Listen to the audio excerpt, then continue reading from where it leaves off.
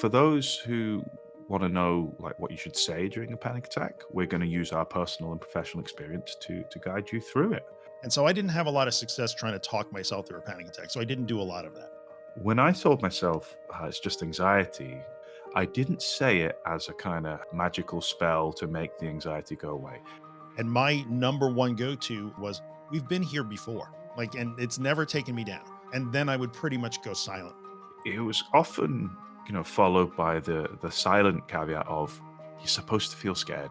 So to me, it's always the idea that I can acknowledge that you are genuinely terrified, but to remind you that you've been there before and you're capable of moving through that. One of your options is you don't have to say anything. It's completely fine.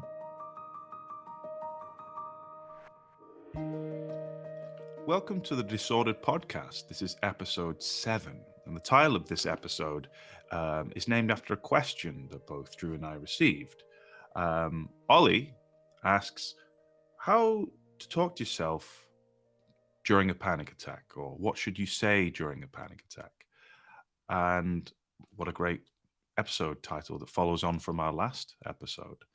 My name's Joshua Fletcher, also known as Anxiety Josh, and I'm a psychotherapist who specializes in anxiety based in the UK. And I am Drew Linsalata. I am a graduate student in clinical mental health counseling, a therapist in training in the US and the state of New York, and the co-host of Disordered with Anxiety Josh. Yeah, disordered hosts, disordered podcast, disordered content. It all fits together, man. Yeah, but it all fits together. Yeah, I like that. Yeah. First of all, before we get into this episode, I think it's quite helpful to listen to the previous episode if you haven't, Mhm. because this is kind of a part 2. But for those who want to know what you should say during a panic attack, we're going to use our personal and professional experience to guide you through it. But always remember, you have options. If you have a panic attack, or as we now know it, an adrenaline rush, one of your options is you don't have to say anything. It's completely fine. But Yeah. if you'd like something to say, or if you're a loved one who wants to support someone who's going through a panic attack, then this is what this episode is for. So thank you, Ollie, for that question. Drew, did you ever kind of talk to yourself through a panic attack? What did you do? I was not a huge fan of that. At any point, I tried it's okay. It's okay. This is just, I tried some of that stuff. And what I discovered for me in my own experience was my brain was having none of that. So it was ridiculous. It was me trying to convince myself that everything was fine. And it's okay to say that it's not fine. You're really uncomfortable and really afraid. And so I didn't have a lot of success trying to talk myself through a panic attack. So I didn't do a lot of that. Just my brain was not having any of it. It's not fine. Because it's really interesting. Because I only initially when I started out, Mhm. and to remind myself of the psychoeducation, when I was having a panic attack or an anxiety attack or an adrenaline flood, which is, I would actually say this is just anxiety. I think it did help me. I didn't say it, and this is a very strong disclaimer, and you must remember this if you're listening. I didn't say it as a kind of Harry Potter magical spell to make the anxiety go away. It wasn't a compulsive behavior like, oh, this is just anxiety, and then I 2 seconds later check if the anxiety is gone, and oh yeah, I've got my magic word, it's gone. No, no. When I told myself it's just anxiety, it was often followed by the silent caveat of you're supposed to feel scared. It's just Mm. anxiety. You're supposed to feel scared. You can leave it alone. This will pass. I know we were discussing before the episode. It was a bit like we have different kind of opinions on that, which is great because whatever Yeah. works for you works for you. Um, this too shall pass. Yeah, it's a bit of a cliche now, particularly in social media, but I kind of use that too. Yeah. It's just anxiety. This too will pass. And then the nerdy kind of because your threat response can only maintain this amount of adrenaline or whatever. Just to Yeah. remind myself of factual stuff as well, um, and being kind, which is what we can kind of look at Yeah. in this one. So what did you do during a panic attack? Well, just to kind of piggyback on that, this too shall pass thing. I know I pick on that a lot, but I kind of used a similar framing statement. To me, I didn't really call it self-talk or talking myself through. I would think of them as, now I can, in retrospect, I could say what I was really doing was framing statements. And my number one go to, like you saying, this is just anxiety, was we've been here before. And I would say that not out loud, meant, Oh, I like that. silently to myself. I would say we've been here before in an almost defiant kind of way. We've done this before. Like, and it's never taken me down. And then I would pretty much go silent for the most part with that occasional reminder. We've done this before. You know what to do. Shall we frame then our own? So to answer Ollie's question, or to anyone who's tuned in and wants to help themselves during a panic attack or Mm, help a loved one. So remember to kind of bookmark mm, this episode or remember where we're at. Drew and I will take it in turns. We will describe what we did sure. um, during an anxiety attack. Now, we'll set the scene. I'm going to challenge you first, Drew. You can go first. I'm going to cowardly learn from your mistakes and and add to them, which is great. So me and Craig the critic will be watching. You remember Craig the critic? He's Craig the always critic. watching. It's Craig the critic. Yeah, and we It's will be Craig here the watching. critic. You gotta chime in, man. You didn't hear me the first time. I'm coming back second time. Craig, whatever your name is. Um, yeah. So here's the scenario, Drew. So I am at a holiday camp.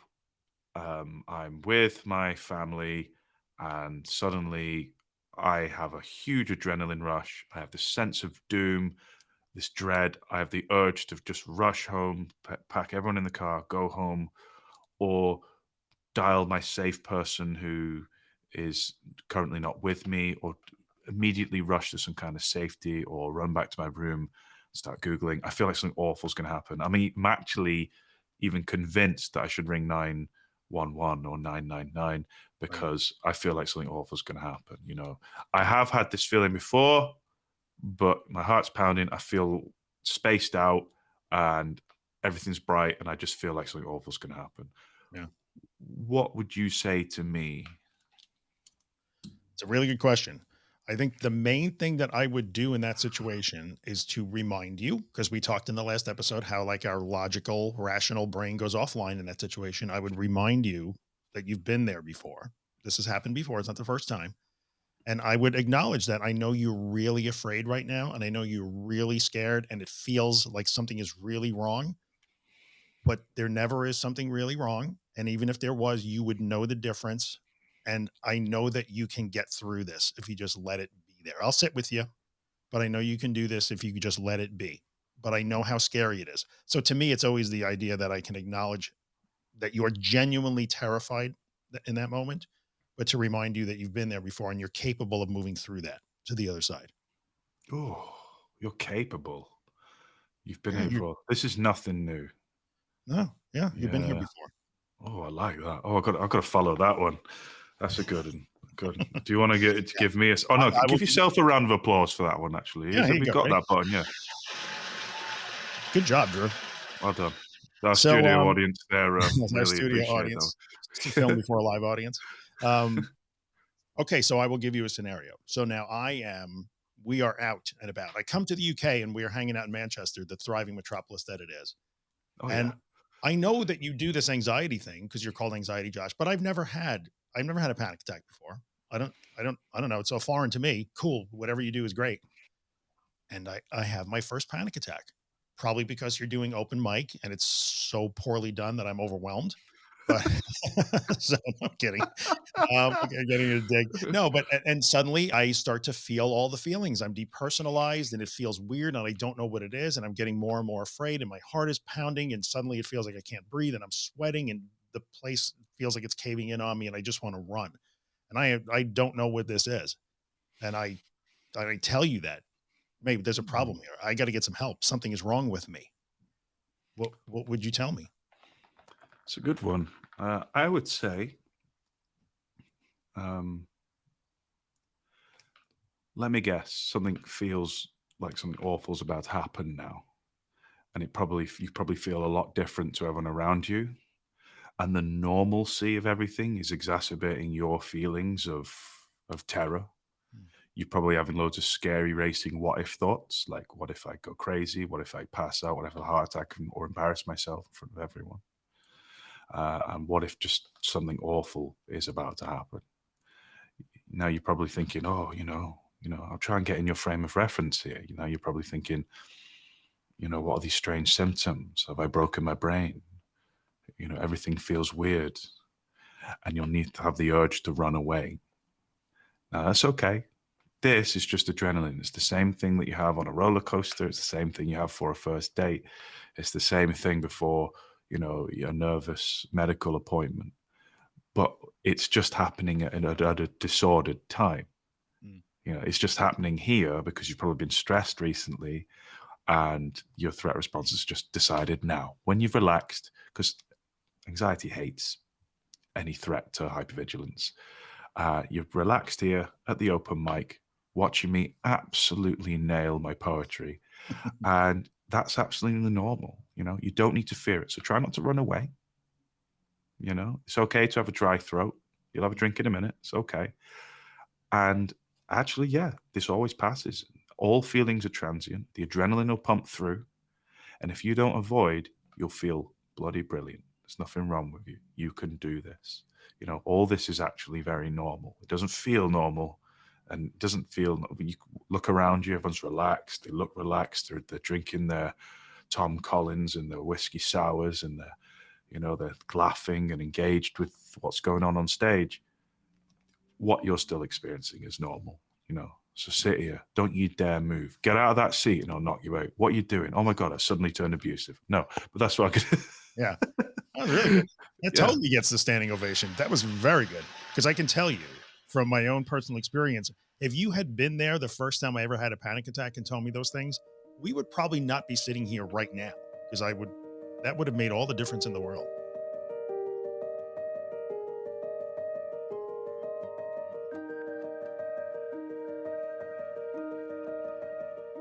absolutely. Yeah, no, My own doctor said to me, like, just looked at me worryingly, like, so hold on, you don't feel like you're in the room. You feel like you can hear yourself. And you're obsessed with how you feel and you can't eat and sleep. And you could just see it in his eyes, like, I don't know what to do with him. mhm, yeah. Like, this Well, guy's gone cuckoo. so I will ask a follow up question and I'll put you on the spot a little bit. But so that's what you would say to me. What is your body language to me? When I am, because while you're saying all these things, invariably, as the person who's having a panic attack or a huge adrenaline flood, I'm going to question it. I don't know. This doesn't feel right. When is it going to end? I feel like it's not ending. So when I start to question and I am in that really agitated mode and elevated, energy level, if you will, what's your response to me physically? Well, I'll say the same thing again, but through the modicum of interpretive dance. So I will stand on the table and exp- Why do I ask him questions? Why? Why do I do it?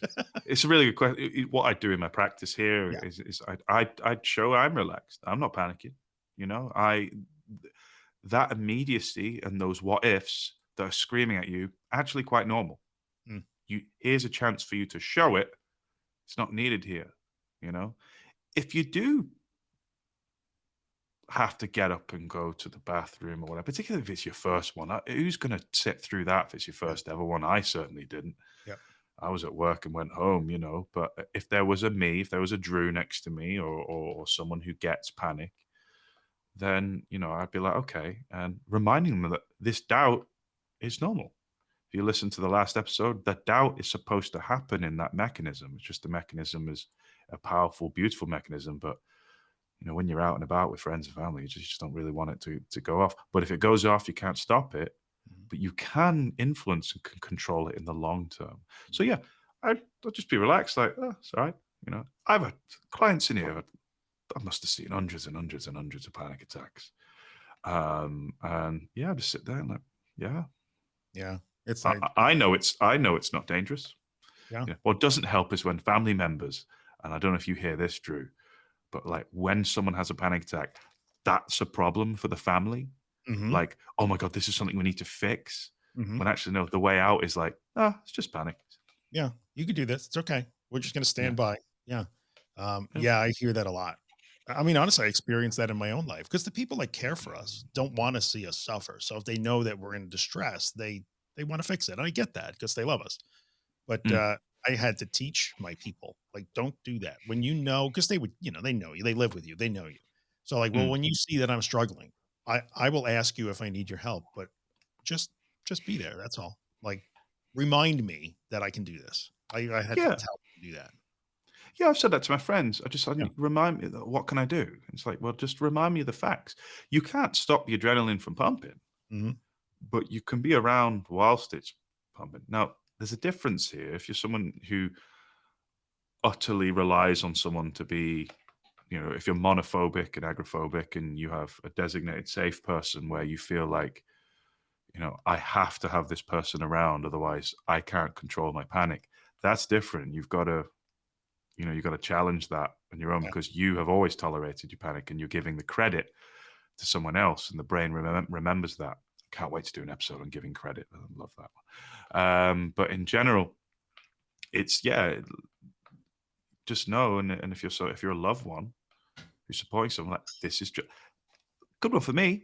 This is just adrenaline. This is just cortisol. But what about the racing thoughts? Adrenaline, cortisol, and your brain trying to work out where the threat is. It's trying to help you. It's okay. It will pass. Yeah, but my chest feels really tight and my heart's fluttering. Yeah, because your posture's going. Your adrenaline needs an outlet, and that's okay. Oh, but I feel sick, like I'm going to throw up. It's like, well, most people who get anxious don't throw up, but even if you do, it's not the end of the world, is it? No one really cares.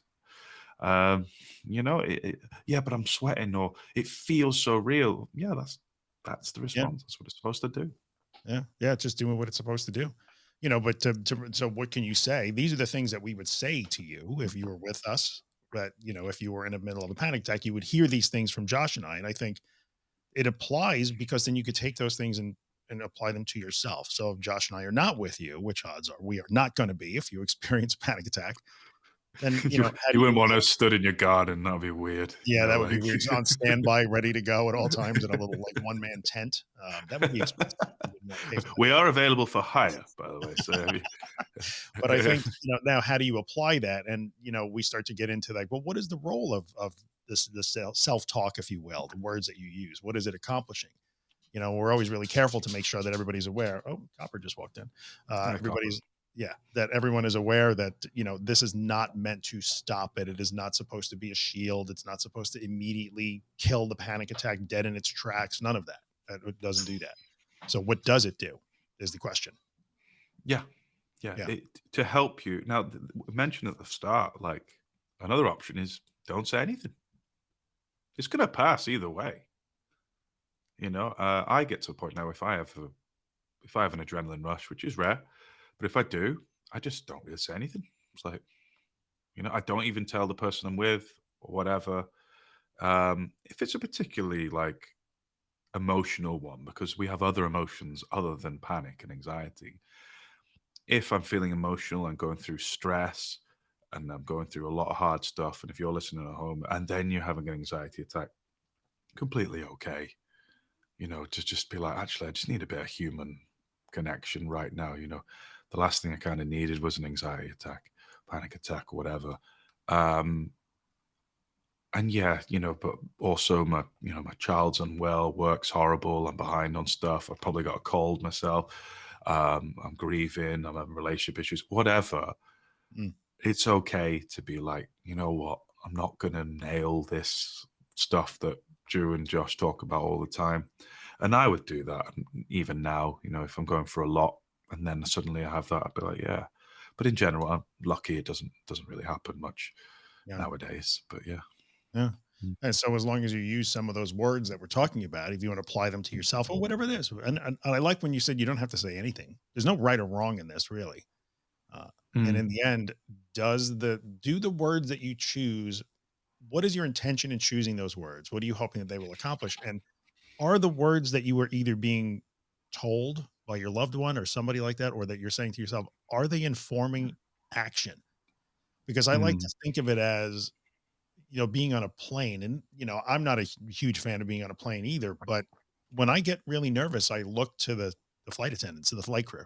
If they're not nervous, then that tells me that I don't have, I mean, it's okay. I'm nervous, but like, well, they seem all right. So I'm going to take my cue from that. So Mm. that in a way, I use that as sort of my framing thing. Like, oh, the flight attendant is looking fine. He's just doing his job and smiling and talking while I'm nervous. So I will Mm. follow that lead and let that inform my actions. So Yeah. my self talk will inform my actions. We've been here before. We know what this is. It's going to be scary. Now, what can I do? That Yeah. yeah, it's I important. I think it's why particularly with flying anxiety, I can't stand flying, but I will use that as my challenge for Yeah. this year, is that it's good to do something when you're anxious, but it's hard when you're sat in a seat with not Oh, much to yeah. do. That's why it's so good to where your focus goes.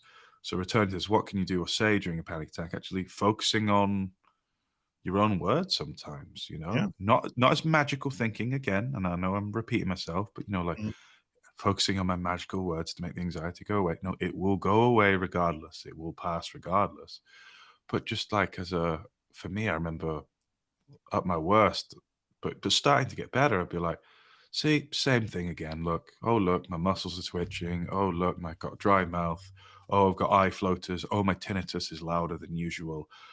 Oh, oh, I feel like this dread and like Drew says, it's nothing new. But just talking that out loud, and then I'd actually coach myself and be like, right, well, what would non-anxious you do right now? mm, Well, non-anxious me was actually doing the gardening. So, well, why don't you use all that adrenaline that you've got to, you yeah. know, dig up some soil? All right, yeah, great. And then I could build a big enough grave to put Drew in. And that's what I was doing. This episode's getting dark fast. Sorry, Um, that was that's all right. it. I like that though. The self-coaching is kind of cool as opposed to trying to talk yourself down from it. I'm going to talk myself through it because Absolutely. that's the way to do it. I don't have to be talked down. I have to be talked through, and I can do that.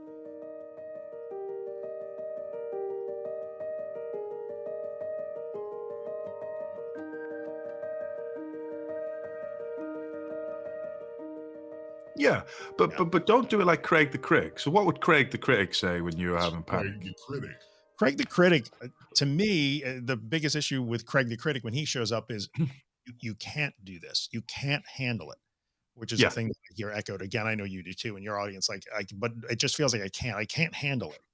And that's the inner critic sometimes chiming in like you're weak, you've never been able to handle it, or maybe you've been told you're weak, unfortunately. You've had experiences in your past that have taught you that you're weak and incapable and you can't do anything and you ruin everything. That stuff can chime in really hard because you're literally doing a very difficult thing by choosing to move through that panic as opposed to away from it or around it. And if Craig the critic shows up and reminds you that you are generally not a capable person, that makes it even harder. yeah. And if you're someone who's listened to or read our books Mhm. or Claire Weeks or whatever, and you're someone who's confident that you know the literature, Craig the Critic, oh, even better then, because you might have a panic attack, an adrenaline rush, and all week you might have been prepared for it and stuff, but you're not going to do it perfectly, and you're going to do a few things. And Craig the Critic will be like, "See, there's evidence that you can't do it. Yep. You've read all the books and you can't do it." Craig the Critic is an abhorrent person, and you've got to realize that he just talks nonsense, and he will always be a feature throughout this podcast because he always has an opinion. Just remember, his opinion sucks. It doesn't mean anything, and actually, he's often wrong. He's just exacerbating these kind of things. Mm, So, yeah, just if you get through the anxiety attack and you've tried to do it in a way that you know is going to help your brain, actually, your brain would have rewired a bit anyway, whether you did it perfectly or not. yeah. You know, an example is I had a client once who was afraid. Again, I'll use a park analogy, just an example, Mm, where they go into the park and they walk in for 2 minutes, then they run home. But then they walk in for 5 minutes and then run home. Well, by walking in that park for 5 minutes, you've rewired your brain a bit more than for 2 minutes. mm, For someone who went to a party and had a panic attack uh, and went home, well, that person, went to another party, had a panic attack, but instead of going home, they kind of just took themselves off to the bathroom a bit. Okay, that's not, you know, what we'd advise to do immediately, but you've already wired your brain to teach them that actually, you don't need to run home. Mhm. You've actually localized your kind of area, and you're on your way. So be careful. Craig the Craig will try and criticize you. Also, just emotionally, when people have anxiety attacks, it can dredge up really horrible critic from our past. Maybe it's the Yeah. voice of someone who's been nasty to you or whatever, and it'll intermingle with all those what ifs. And again, especially that's the time to ignore him. Yeah, and I think in a way it's an interesting sort of adjunct topic. What do you say after a panic attack is almost as important as what you say during, because that's the time that I find that the critic comes out the loudest. Absolutely. And I hear people will ask me things like, "Well, I still felt like I wanted to run." Okay, but that's not failure. You don't get to control that feeling. But what did you run? No, but clear, I must be missing something because I still felt that. And Yeah. that's the critic coming out. Like, I must be missing something because I didn't eradicate it and feel great about my panic attack. Like, well, who told you that you're supposed to do that? That's not Yeah. fair. Absolutely. Yeah. So it's important. Anyway, we've said a lot of words about not saying words. And I think sometimes people will be a little surprised, like, wait, they didn't give me coping statements and they didn't give me, but we kind of did. That's all right. We can't wait to read our podcast reviews and be like, these two are laden with hypocrisy. And we hope you've got a lot from this episode. As usual, we like to ask questions and not ask, read out questions that we've been Sure. asked Yeah. and share some did it anyways. I'd like to start with a did it anyway, if that's okay, Drew. Yeah. Let's do it. Uh, Sure. in the last episode, we had a did it anyway that involved Brighton. And I have another one that involves Brighton. Back to Now, Brighton. yeah, absolutely. Just coincidence. Um, hey, Josh, I wanted to share that I have had a fear of the London Underground for years. So did I. If you're going to do exposures, London Underground is perfect. Mm. Even even trains are a big thing for me, especially if I don't have a seat booked. I went to Brighton the other weekend, got on two trains, and got on the underground, shaking like a leaf.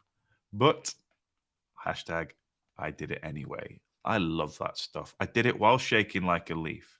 You Yeah. did it with the adrenaline pumping, and you went to Brighton, which apparently is where all the success stories end up. So, Clearly. Anybody who's listening, go to Brighton because clearly you yeah. get better there. Yeah, I yeah. wish I had The known. end goal is Brighton, apparently. Yeah. We had no idea. Nice one. Good Superb. job. Well done. Do they ever give them a round of A applause? That absolute was round of applause for another trip to Brighton and for the thanks, good people of studio Brighton. audience. Thank you. Absolutely. So my did it anyway, as usual, will come into my Facebook group. And I love this one, especially because of the way it ends. And this person said, wait, where is it? Here it is. Went to the Hard Rock Casino. I won't say where for anonymity. Went to the Hard Rock Casino. It was crowded and very loud. My heart was pounding, legs shaking, and I was very dizzy. But I did it. Stayed for about 2 hours and even won $50. Now, come on. Not only did this person did it, she did it anyway. She actually walked out $50 richer than she walked in. That's winning. That is That's winning all day long right there. amazing. I mean, 100%. we're not endorsing the fact that there's money to be gained by going through exposures, but well done. It sounds like it was super deserved. That I Sure. If absolutely love it. if you can Uh, find a way to monetize your exposures, you are 100% ahead of the game. So, oh, I love brilliant! it. I've got a good question Sure. from a listener. Well, the listener and Instagram follower.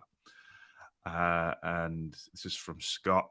And Scott says, you know, yeah, I'm doing all right with my anxiety and panic attacks. However, how do you manage it when you're in a job situation where panic attacks are actually seen as weak, where there is a stigma and taboo by the people that pay me that believe panic and mental health stuff is weak? I thought that's a really good question. That is a Where do we start with that, Drew? And ooh, that's its own that could be a whole series of podcasts right there. mm, This is a tough one because and maybe it's not the answer that Scott would want. And good question, Scott. But we don't get to control. This is a very like stoic philosophy kind of answer here. We don't get to control that, unfortunately. And we can all work together and try to pool our efforts and support each other and try to eliminate that stigma and educate people. We should all be doing that. And I think that's part of what Josh and I do. But we don't get to control what other people think. So this is a classic example to me of the idea that like, well, I will tolerate the physical sensations of the say the anxiety attack or the panic attack, or I will tolerate the discomfort of DPDR or whatever, but I can't tolerate the discomfort caused by the judgment of others. Mm, And that's a line in the sand that I understand that might have real world consequences of your job performance or your assignments or even keeping the job or your compensation level. But no matter what happens, we come back to like, well, I can handle that. I will handle it if I have to handle it. I don't like it. Maybe I will say something to that person and try to educate them or speak up for myself but we don't get to control their response. All we can mm. do is control how we respond to their response. That's very esoteric, I think, but I think it's germane. What do you think? Yeah. Yeah, I think I would add, like, sometimes you've got to play the game. We are in the real world. Some Mhm. people are judgmental, and, there is still a stigma attached to mental health. The irony is they probably do, like, Mental Health Awareness Week and, do all that, but yeah, it's interesting. Thanks for kind of being open about that, Scott, as well. What I would say is play the game, and following from what Drew said about judgment is that you know, a lot of anxiety they can't see, you know. If there's actual threat there that anxiety is, so if you hopefully you're not being bullied or anything like that, or because that can happen. But in general, it doesn't really matter what they think. If you're trying and having this kind of thing, you don't need to share it with them. Ideally, there might be someone in your workplace that you can share it with, someone you trust, or maybe there's a mental health first aider, or just someone who, you know, isn't a knob. And that would be really nice to kind of to show that it isn't all under cloak and dagger, isn't all just being discreetly hidden away. Yeah. But just know that their judgment shouldn't hold weight in your recovery, and you're not going to get found out if you're practicing your exposures and stuff. You might get caught out a bit, if you're in meetings, or you might come across as a bit nervous and stuff by them if you're being spoken one to one. That's fine. Mm, The aim here isn't to completely eradicate and not show them that, but just know that you can do it on your way. It is a tricky one. It's yeah. one that I don't have a definitive answer for. The answer should be, well, let's just hope, that bosses aren't horrible, Yeah. but we are in the real world, and some bosses aren't as understanding. Thankfully, some bosses are incredible. I was Mhm. lucky to have a boss to be understanding. But if you are in that situation, you have our empathy, and you know what, you have a double pat on the back from us. You're doing well, and you're doing it in that environment. Fair play to you. Yeah. Good answer. Thanks, Scott. Should we take one Mhm. more before we wrap it up? Sure. Do you have a question? I do have a question that I will throw out here. The question is, what are the best exposure exercises for fear of low mood and feelings of panic? I mean, this isn't scientifically Yeah.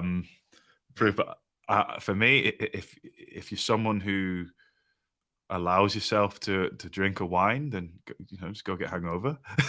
Yeah. Okay. Oh, fair Yeah, enough. I get it. hangover's a good exposure, or stay up all night and not sleep, Yep. Yep. or eat a really big meal. To the point, fast food or something, where you feel like groggy Yeah. The afterwards. sluggishness. Sluggishness. There's loads of it's called interoceptive exposure, where anything you can do Mhm. to put yourself into that scenario. What kind of examples do you have? Well, this is one of those things where Drew answers a question with a question, which is really annoying, but I do it a lot. And sometimes I think, by the way, I think your suggestions are really good, but sometimes, well, what are the exposures for fear of a low mood tells me that you're experiencing low mood. So, congratulations, welcome to the exposure. Like the low mood Oh, oh, itself, that's good. yeah, is the Oh, exposure. So sometimes people will press that say that. applause button There now. you go. Ready? Give myself a Yeah, round of applause. yeah. Come on, guys. That's it. Chime in.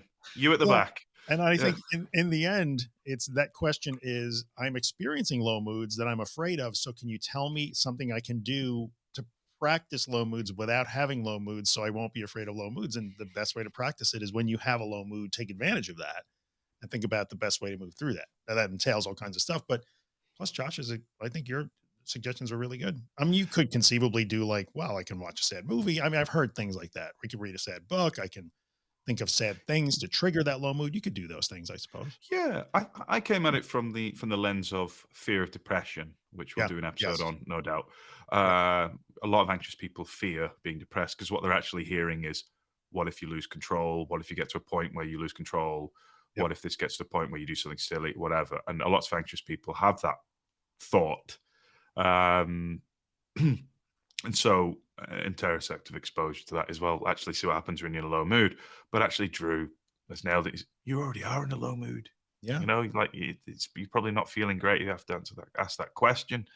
Yeah, brilliant. Yeah. Good job. All right. I think we're about at the end of episode 7. What do you I mean, say during a panic attack?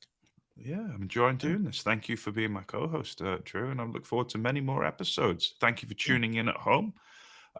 If you want to kind of see what we're up to on social media, go follow Anxiety Josh or The Anxious Truth.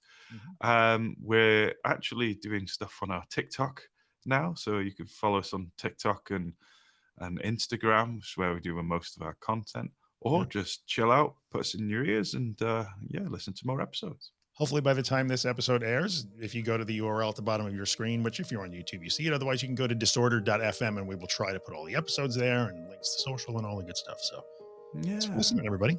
Thank you very much. See We'll you wrap next up time. this week. We'll just see you next week. Hey, it's Drew. Thanks for joining us for this episode of Disordered. Josh and I both hope that you're finding it helpful in some way. For more information about Josh or me or the Disordered podcast, find us on the web at disordered.fm. That's disordered.fm. Pop on over and find links to our social media platforms. Join our mailing list so we can let you know when new podcast episodes are available. And we'll send you easy ways to ask us questions and share your wins so we can answer questions on the air and share your successes with the community. And if you're listening to the podcast on Apple Podcasts or Spotify or any platform that lets you rate or review, do us a favor and leave us a 5-star rating and maybe write a review if you're digging Disordered. It really helps us out and we appreciate that. Thanks again for coming by, and we'll see you in the next episode.